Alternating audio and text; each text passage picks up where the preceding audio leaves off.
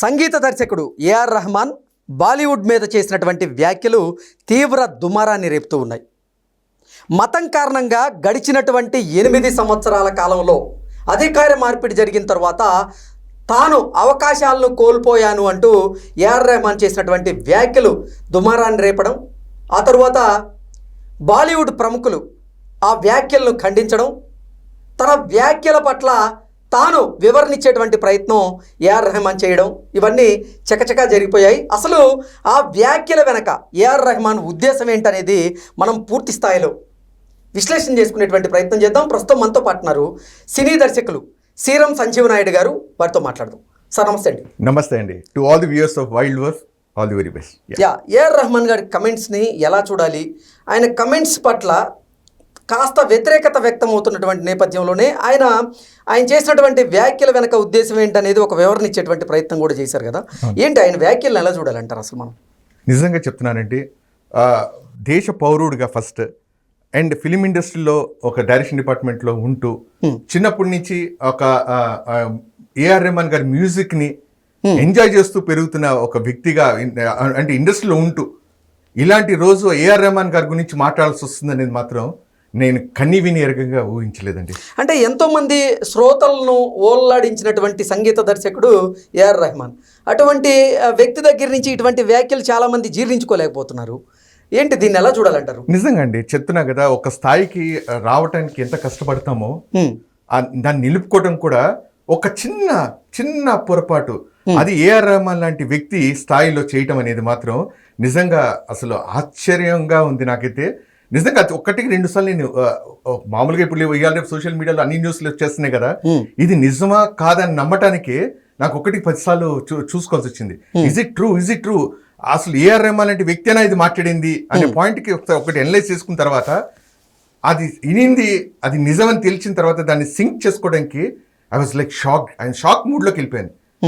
ఏంటిది, ఏ విధంగా చూసినా కూడా తను ఎన్ని ఎక్స్పీరియన్సెస్ వచ్చినా కూడా, ఒకవేళ నిజంగా అనుకునే ఎక్స్పీరియన్సెస్ వచ్చినా కూడా అది తునప్రాయమే. ఒకవేళ ఉన్నా కూడా ఎటువంటి సార్ అన్ని చోట్ల ఇది 100% పర్ఫెక్ట్ కాదు సార్. కానీ ఎక్కడ ఏమైనా ఒక చిన్న మిస్బిహేవింగ్ వచ్చినా ఏమైనా వచ్చినా కూడా ఏఆర్ రెహమాన్ లాంటి వ్యక్తి మీడియా ఛానల్లో, అది కూడా BBC ఇంటర్నేషనల్ ఛానల్లోకి వెళ్ళి కూర్చొని మాట్లాడుతున్నప్పుడు ఈ యొక్క మాట పరివసానం ఎంత దూరం వెళ్తుంది. సార్ నేను ఎంత పెద్ద టెక్నీషియన్ అవ్వచ్చు, ఎంత పెద్ద పౌరుడైనా అవ్వచ్చు, కానీ దేశం ముందు సార్ ఒక పని, మన వృత్తి, మనకి కలమ తల్లి ఎంతో నీకు ఇచ్చిన గౌరవం, నీకు ఇచ్చిన గుర్తింపు, నీకు వచ్చిన నేమ్ అండ్ ఫేమ్ ఇంత నువ్వు అనుభవిస్తున్నావే, అది కేవలం ఒక భారతీయుడైన ఫ్యాక్టర్ ఒక్కటైతే ప్రపంచం మొత్తం కూడా తను యాక్సెప్ట్ చేసింది అనమాట. సో ఆ ఇచ్చిన ఫౌండేషన్ ఫర్ గ్రౌండ్ ఎవరు? భారతమాత, ఆ కలమ తల్లి. భారతమాతలో మనకి ఒక ఎన్నో పుణ్యాలు చేసుకుంటే సినిమా ఇండస్ట్రీలో ఒక క్రియేటివ్ వరల్డ్ లోకి మనం అడుగు పెడతాం. దట్ ఈస్ ది నానుడి. అది ఒక ప్రొఫెషన్ ని ఒక ఎథికల్ గా చూసుకుంటే you have to be very very thoroughly humbled. నాకు ఈ జీవితంలో నాకు ఈ వృత్తి వచ్చింది అని అంటే ఇది నాకు ఎన్నో పూర్వజన్మ సుకృతం అన్నట్టుగా భావిస్తాం. అది దేవుడు అది ఇచ్చిన తర్వాత దాంట్లో నువ్వు ఇంత పేరు ప్రఖ్యాతులు సంపాదించుకున్న తర్వాత నేను కరెక్ట్ చెప్పాలంటే ఇంత చీప్ స్టేట్మెంట్ ఇవ్వటం అనేది మాత్రం నాకు అర్థం కాలేదు. తర్వాత సార్ కరెక్ట్ చేసుకోవచ్చు, మాట్లాడుకోవచ్చు, వివరం ఇచ్చుకోవచ్చు, ఇట్లా కాదని ఇట్లా మీరు ఇంటెన్షన్స్ రాంగ్ ఉన్నాయని చెప్పొచ్చు, ఏమైనా ఉండొచ్చు. కానీ అంటే నేను చేసినటువంటి కమెంట్స్ ఏవైతే ఉన్నాయో అవి అంటే ఇతరులకి సరిగా అర్థం కాలేదు అన్నట్లుగా ఆయన వివరణ ఇచ్చేటువంటి ప్రయత్నం చేశారు. దీన్ని ఎలా చూడాలంటారు అసలు? సార్, మనం ఒక చిన్న పాట ట్యూన్ చేసుకుంటే, ఏఆర్ రెహమాన్ లాంటి వ్యక్తి పాట ట్యూన్ చేసుకుని రేపు రిలీజ్ అవుతుంది, రేపు మాస్టరింగ్ అయిపోయి ఫైనల్ మిక్సింగ్ అయిపోయి మొత్తం మాస్టరింగ్ అయిపోతుంది అనే టైంలో 100 సార్లు మనం చెక్ చేసుకుంటామే. ఒక్క చిన్న బీట్ ఎక్కడైనా మొత్తం సాంగ్ లో ఒక చిన్న బీట్ ఎక్కడైనా రాంగ్ వస్తే కరెక్ట్ చేయడం 10 సార్లు మనం చెక్ చేసుకుంటామే. అలాంటిది నువ్వు మాట్లాడే మాట ఇంతమంది చూస్తున్నప్పుడు మీ ఇంటెన్షన్స్ అర్థం కాలేదు అని చెప్పి వివరం ఇస్తుండొచ్చు, ఏమని చేస్తుండొచ్చు. అంటే ఇండియాస్ స్టార్ మ్యూజిక్ డైరెక్టర్ గా ఉన్నటువంటి ఏఆర్ రెహమాన్ గారికి నిజంగా ఆయన మతం వల్ల అవకాశాలు తగ్గి ఉండొచ్చా అంటే ఏం చెప్తారు? సార్, నిజం చెప్తున్నాను, భారతదేశంలో ఉంటూ స్పెసిఫిక్ గా ఇలాంటి మాటకి ఏ స్థాయిలో కూడా ఏ వృత్తిలో కూడా తావులేదు సార్. ఉండొచ్చు, నెగ్లిజిబుల్ 0.001% ఎక్కడ ఉంటుందేమో, ఎవరు శుద్ధ పూసలు కాదు ఇక్కడ పుట్టిన వాళ్ళందరూ ఉన్నా కూడా. కానీ ఏఆర్ రెహమాన్ స్థాయికి వచ్చిన తర్వాత ఆ వ్యక్తిని చూస్తూ టాలెంట్ అంతా పక్కకు పెట్టి అది స్పెసిఫిక్ గా గవర్నమెంట్ మారిన తర్వాత వచ్చింది ఇలా జరిగింది అని చెప్పడంలో దట్ ఈస్ సమ్వేర్ ఎక్కడో ఫిషీగా ఉంది. అంటే అతను ఏం చెప్తున్నారంటే నేను గుసగుసలు విన్నాను కానీ నాకైతే ప్రత్యక్షంగా అటువంటి అనుభవం లేదని చెప్తున్నారు. అనుభవం లేనప్పుడు మరి అటువంటి వ్యాఖ్యలు చేయడం కరెక్ట్ అంటారా? నేను అదే చెప్తున్నా సార్. నేను మామూలుగా ఇప్పుడు ఒక వ్యక్తిలో ఒక స్థాయికి వచ్చిన తర్వాత మనల్ని ఆరాధించే వాళ్ళు ఎంతో మంది ఉంటారు. మనం మాట్లాడేది ఏం మాట్లాడుతున్నాం మనల్ని చూసి అనుకరించే వాళ్ళు ఎంతో మంది ఉంటారు. వృత్తిపరంగా నీ బాడీ లాంగ్వేజ్ గా, నువ్వు వేసుకున్న కాస్ట్యూమ్స్ గా, నిన్ను ఆదర్శంగా రోల్ మోడల్ గా తీసుకుని వెళ్ళే వాళ్ళు ఎంతో మంది ఉంటారు. అలాంటప్పుడు మాట ఎంత జాగ్రత్తగా ఉండాలి. నేను ఏదో విన్నాను, నువ్వు విన్నుంటే దాన్ని నిజంగా నీకు నెగ్లిజిబుల్ అయ్యింటే నీ స్థాయి వ్యక్తిలో దాన్ని అక్కడికి వచ్చి ప్రస్తావించాల్సిన అవసరం లేదంటున్నా. దాని గురించి నువ్వు you don't have to magnify it.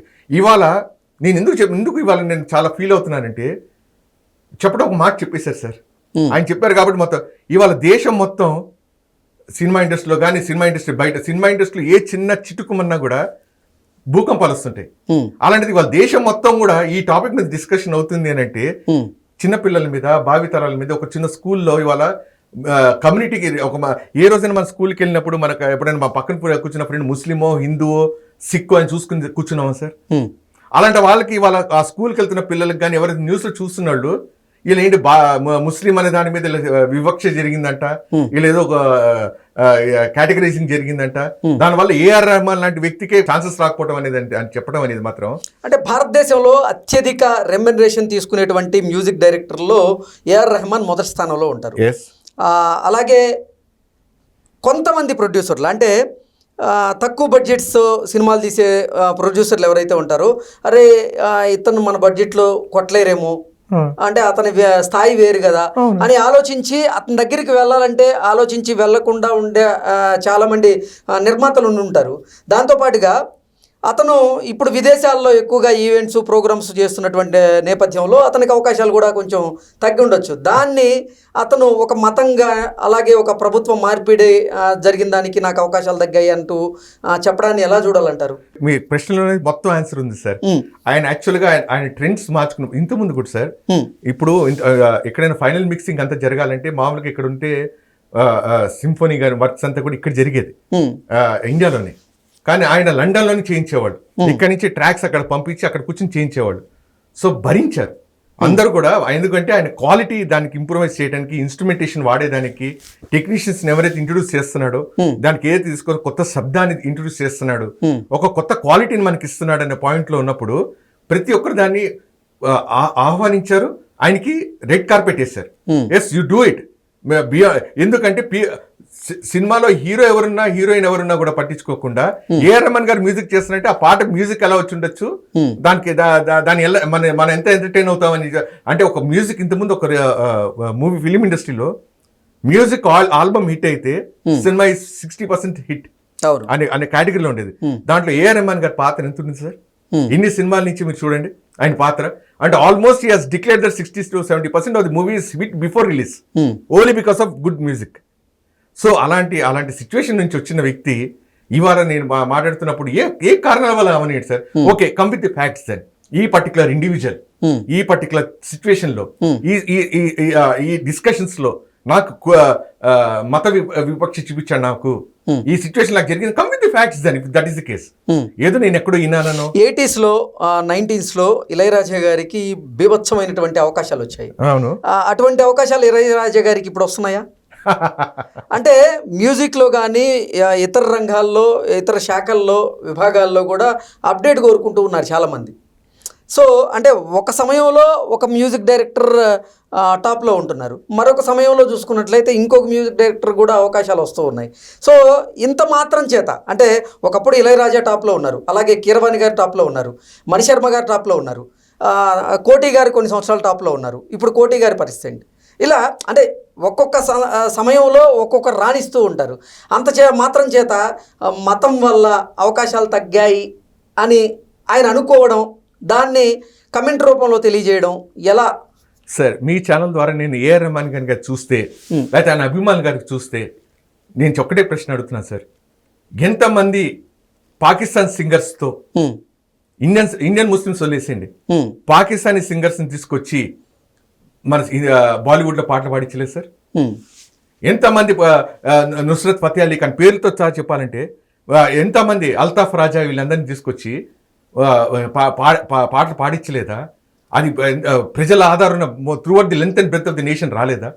హవా హవా పాట ఏంటి సార్? అల్తాఫ్ రాజా గారి పాట ఎంత పెద్ద సెన్సేషనల్ హిట్. అక్కడ ఎవరైనా పాకిస్తానీ సింగర్, ఇండియన్ సింగర్, ముస్లిం, హిందూ అని చూసారా?